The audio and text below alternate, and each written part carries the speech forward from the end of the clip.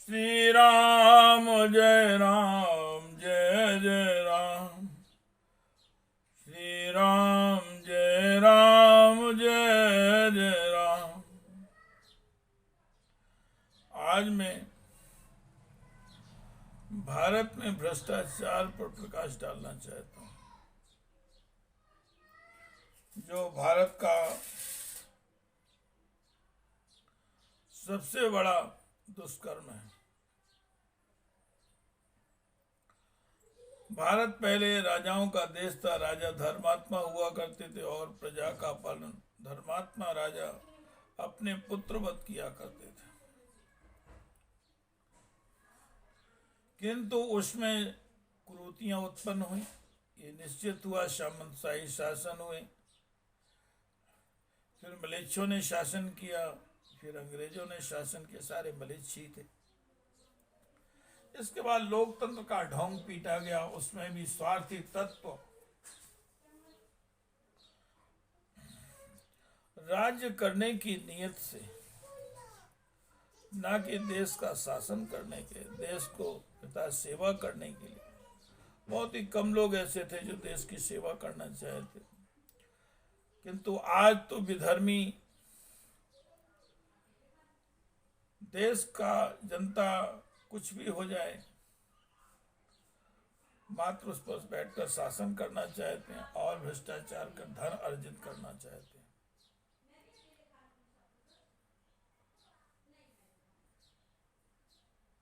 जनता का वोट लेकर अपना बहुमत प्राप्त करके, किसी तरह उनको लालच दे करके जातियों वर्गों में विभाजित करके उनका ही शोषण करते हैं। कोई कोई जो है वो आज जो वर्तमान में एक ऐसा व्यक्ति है जो नरेंद्र मोदी करके है, वह निश्चित रूप से देश की सेवा कर रहा है, लेकिन कुछ विधर्मी उसको हटा के सब विधर्मी एकत्रित होकर उसको गिराना चाहते हैं। कोई भी नेता जब शासन सत्ता का संभालता है, उसके पहले उसका पूर्व का देखना चाहिए, रिकॉर्ड देखना चाहिए कि उसके पास पहले कितनी संपत्ति थी और आज वर्तमान में उसने कितनी संपत्ति अर्जित की है। वो संपत्ति उसके पास कहां से आई है, उसने ऐसा कौन सा व्यापार किया है, उसको ऐसा कौन सा लाभ प्राप्त हुआ जो हजारों करोड़ों की प्रॉपर्टी उसके पास हो गई। कोई एक कंट्रोल की दुकान चलाता था, आज उसके पास हजारों करोड़ की प्रॉपर्टी है। कोई एक मास्टर था, मैं सभी का कुछ उदाहरण दे सकता हूं। जैसे मुलायम सिंह था, एक मास्टर था, आज उसके लड़के के पास 8-10 हजार करोड़ की प्रॉपर्टी कहां से आ गई। उसने कौन सा ऐसा व्यापार किया, कौन सा स्वर्ग से उसको प्रॉफिट मिला। मायावती के पास 10,000 की प्रॉपर्टी उसकी कर्जित कर ली, जिसके पास पहले खाने को नहीं था। रामविलास पासवान के पास एक पत्रिका आती थी, विचार मीमांसा, आज से 25 साल पहले। उसने देखा कि उसके पास किराए के लिए पैसे नहीं थे, आज उसके पास 10-20 हजार करोड़ की प्रॉपर्टी है। कहां से लाए। शरद पवार जिसके पास किराए के पैसे नहीं थे, आज आधा महाराष्ट्र उसके पास है। सोनिया, राहुल, खड़गे, ये जितने भी नेता हैं, मैं इन एक का नाम क्या लूं, मैं तो भारत के सभी नेताओं की बात करता हूं। इनकी प्रॉपर्टी का उस दिन जिस दिन ये राजनीति में आए कितनी थी। केजरीवाल के पास कुछ नहीं था, आज जो 6 लाख की कमबोर्ड में बैठकर बहुत लेट करता है, जो जेल जाता भ्रष्टाचार का आरोप होने के बावजूद भी वह मुख्यमंत्री के पद पर रहता था। इस पर एक बार भ्रष्टाचार का आरोप लगता है कोई इसने रामायण और गीता नहीं पढ़ी है, निश्चित उसको सस्पेंड, जैसे एक कर्मचारी को सस्पेंड किया तो उसको भी सस्पेंड करके और उस पद पर तब तक नहीं रह सकता जब तक उसमें न्यायालय में उसको निर्णय नहीं हो जाता। किसी भी सम्मानित पद पर ये रहने के लायक नहीं होते जो भ्रष्टाचार के आरोप लगते।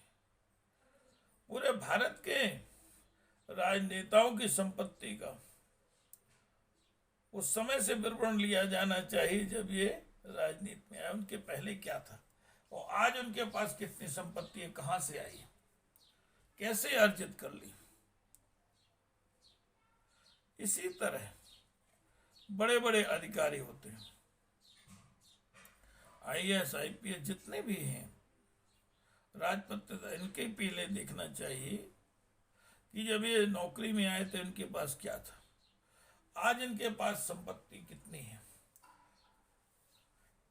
बेनामी संपत्ति आज भारत में यह देखने को मिल रहा है कि जितने कॉलेज, जितनी कंपनियां हैं, इन पर सारा धन, काला धन लगा हुआ है, भ्रष्टाचारियों का धन लगा हुआ है, दूसरे संपत्ति पे पैदा किए। उनके पास भी देखना है कि इनके पास ये धन कहां से आ गया, और ये भारत की जनता का शोषण कर करके, भारत से शासन से धन शोषित कर करके धन को एकत्र करते हैं। इनकी धन की स्थिति क्या होती है, इनके जीवन में ये सुख नहीं ले पाते, इनकी आधी जिंदगी धन को अर्जित करने में लग जाती है, फिर जो बची हुई जिंदगी उस धन को बचाने में लग जाती है। फिर ये सोचते हैं कि हम उस धन को उपयोग करें, तो उपयोग नहीं कर जाते जब तक इनका समय निकल जाता। न इसको खा सकते, न पी सकते, न घूम सकते, कुछ दिन में शुगर हो जाती, कहीं किडनी पेशेंट हो जाते, अंत वह संपत्ति एकत्रित करके मर जाते हैं और इनके संतान दुरुपयोग करके ये फिर रोड पर आ जाते हैं। मैं ऐसे बहुत से अधिकारी बता सकता हूँ, बहुत सारे राजनेता बता सकते हैं जिनके पास संपत्ति का अथाह है, अकूत संपत्ति है। आखिर एक मोदी बेचारा कहां तक क्या करे। मैं एक उदाहरण देता हूं, GST के लिए मोदी कितना एकत्र करने के चक्कर में भारत की आर्थिक स्थिति मजबूत करने की कोशिश कर रहा है, तो भारत में शोषण कैसे होता है, उसका दुरुपयोग कैसे होता है, भ्रष्टाचार कैसे किया जाता है। मैं पुलिस डिपार्टमेंट में रहा हूं, एक ASI के पद पर ट्रैफिक में निवाड़ी में था, जो मध्य प्रदेश में है। मोरानीपुर का एक नौगरिया करके है जिसके 700-800 गाड़ियों का मालिक बताता है, चाहे जैसा हो। रायपुर से लोहा सरिया चलता है जिसकी बिल्टी बनती है 20 टन की और भरा जाता है 40-50 टन।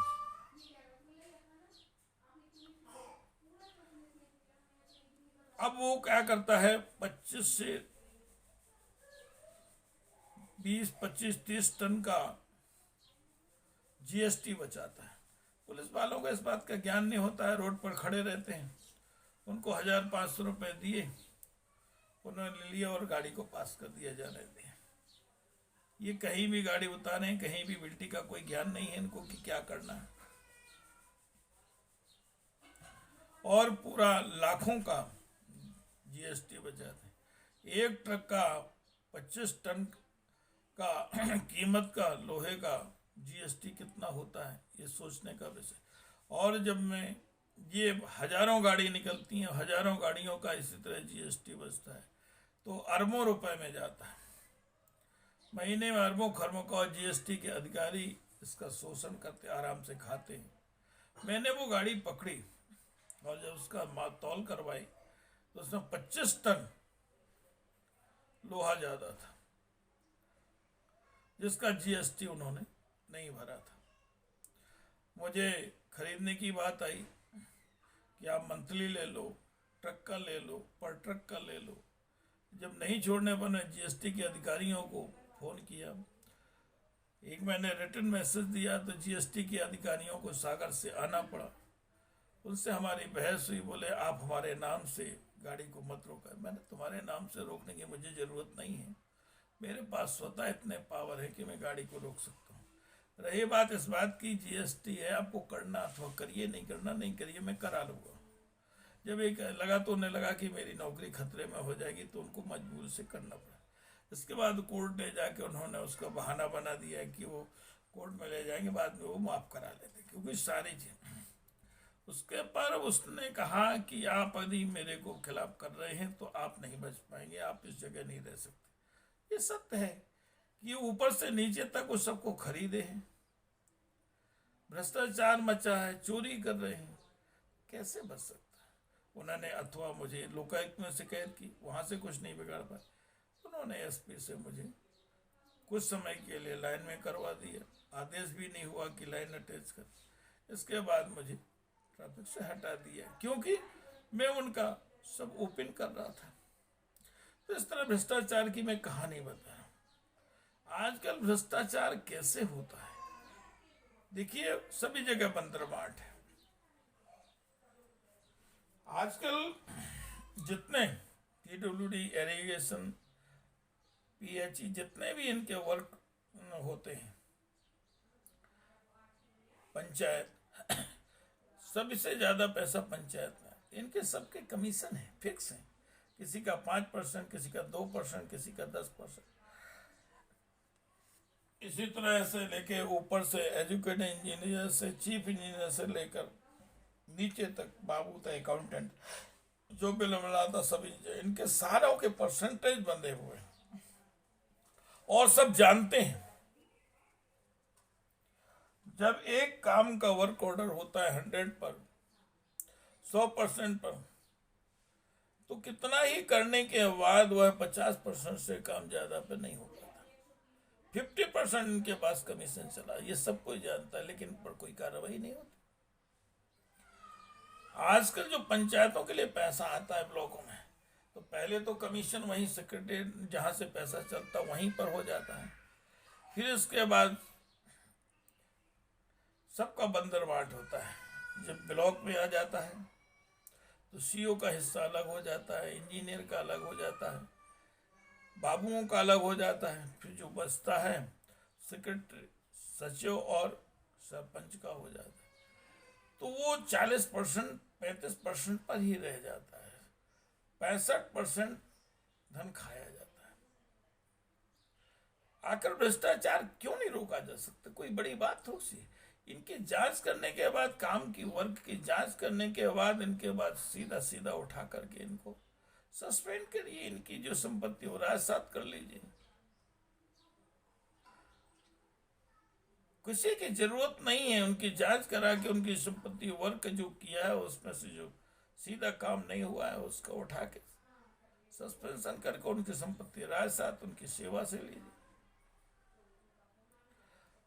और किसका बताऊं, यहाँ शिक्षा विभाग दे दिए, डॉक्टर लीजिए, जितने भी हैं शिक्षा विभाग के जितने भी कर्मचारी हैं, वो सारे के सारे बिजनेस करते हैं, स्थायित्व हो जाते हैं। अपनी कोई दुकान खोले, कोई ठेकेदारी कर रहा, कोई कुछ कर रहा, कोई कुछ कर रहा, सब बिजनेस करते हैं। जो उनका मुख्य धंधा है उस पर कोई ध्यान नहीं, और ऑफिस में जो करते वो भ्रष्टाचार, वो पृथक से। सारे दुकान खोले में तो कितनों के नाम बता दूं, कितनों को बता दूं, सारे इनको तो सिर्फ 4th क्लास चपरासी को छोड़कर, सिर्फ चपरासी को छोड़कर बाकी सभी लोगों को जिले से दूर उनको पदस्थ करना चाहिए, और जिनका हर 2-3 साल में ट्रांसफर करो, ताकि ये भ्रष्टाचार ना कर सके। यदि भ्रष्टाचार मुक्त रखना है तो ये भ्रष्टाचार तभी मुक्त हो सकता है। और इनकी वेतन बढ़ाई जाए, जितनी वेतन उचित हो निश्चित रूप से उसका किया जाए। और इनका भ्रष्टाचार तभी रुक सकता है जब वहां पदस्थ हैं तो ये काम भी करेंगे। प्राइवेट कंपनियों में तनख्वाहें देते, वो पे देते, लेकिन काम लेते हैं। यहाँ काम भी नहीं करते हैं और भ्रष्टाचार भी करते हैं और घर का बिजनेस भी करते हैं। निश्चित रूप से बड़े बड़े अधिकारी जिनके सारी कंपनियों में पैसे लगे हुए, किन्हीं के स्कूल चल रहे, किन्हीं के कॉलेज चल रहे, नाम से बेनामी संपत्ति अर्जित करके हजारों करोड़ों रुपए। सिर्फ आदमी अपना वर्क नहीं करना चाहता है, सिर्फ धन अर्जित करना चाहता है। कोई भी आदमी नौकरी करना, शासकीय नौकरी इसलिए करता है उसको धन अर्जित करना, भ्रष्टाचार करके।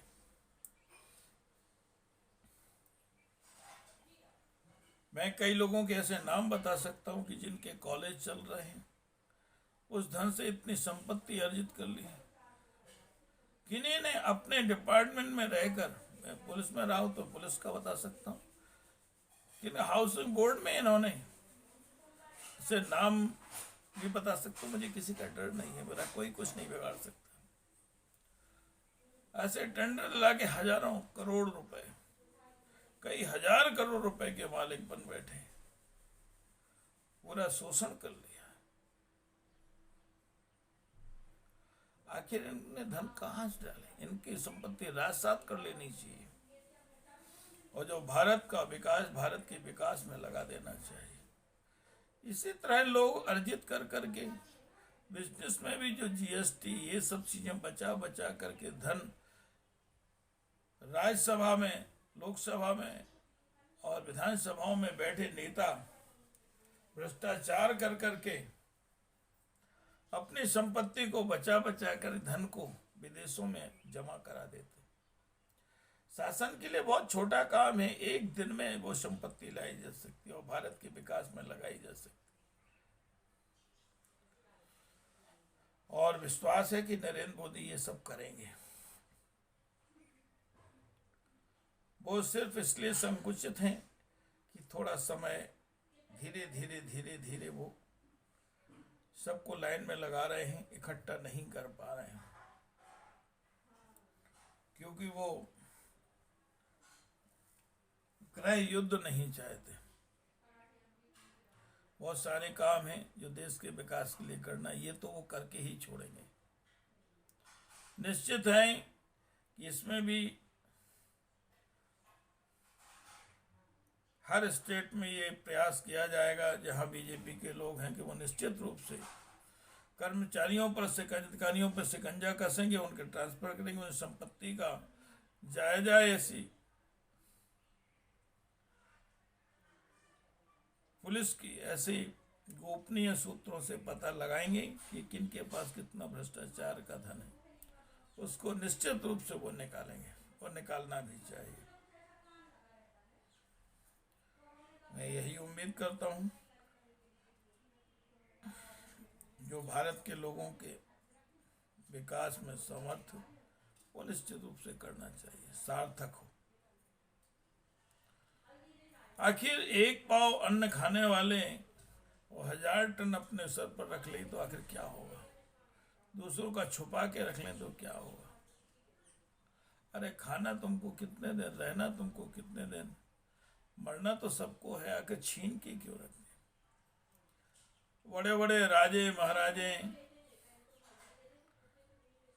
लुटेरे, बादशाह, सल्तनत हैं जिनके पास इतनी संपत्तियां हैं, न लूट लूट के रखी हैं, आजकल महलों खजानों किलों में रखी हुई हैं, उनको पता नहीं है और मर के चले गए। वो जनता का छीन के स्वयं को नहीं ले पाए और जनता को दुख देकर चले गए। इस तरह इसको उतना अर्जित करो जितना आवश्यक है, जितना खा सको उतना तो लेना उचित है, जितना गाड़ के रख सको जनता को भूखो मारो। कोई खा खा के मर रहा और कोई भूखों मर रहा, ये अनुचित है। इसलिए मैंने ये वीडियो बहुत सोच समझकर और रिसर्च करने के बाद बनाया है। निश्चित रूप से इस पर ध्यान देना चाहिए और इसको जन जन तक पहुंचना चाहिए और क्रांति आनी चाहिए जो भ्रष्टाचार मुक्त होने में सहायक हो। धन्यवाद। जय हिंद, जय भारत।